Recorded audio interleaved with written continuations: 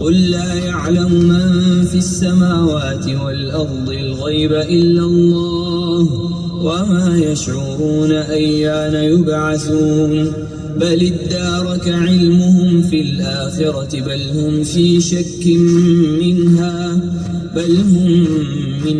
عمون وقال الذين كفروا أئذا كنا ترابا وآباؤنا أئنا لمخرجون لقد وعدنا هذا نحن وآباؤنا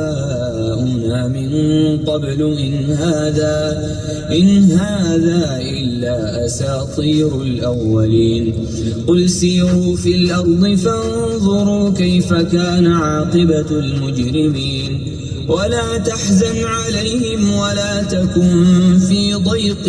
مما يمكرون ويقولون متى هذا الوعد إن كنتم صادقين قل عسى أن يكون ردف لكم بعض الذي تستعجلون وإن ربك لذو فضل على الناس ولكن أكثرهم لا يشكرون وإن ربك ليعلم ما تكن صدورهم وما يعلنون وما من غائبة في السماء والأرض إلا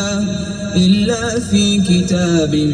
مبين إن هذا القرآن يقص على بني إسرائيل أكثر الذي هم فيه يختلفون وإنه لهدى ورحمة للمؤمنين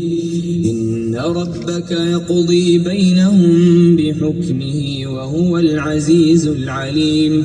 فتوكل على الله إنك على الحق المبين إنك لا تسمع الموتى ولا تسمع الصم الدعاء إذا ولوا مدبرين وما أنت بهادي العمي عن ضلالتهم إن تسمع إلا من يؤمن بآياتنا فهم مسلمون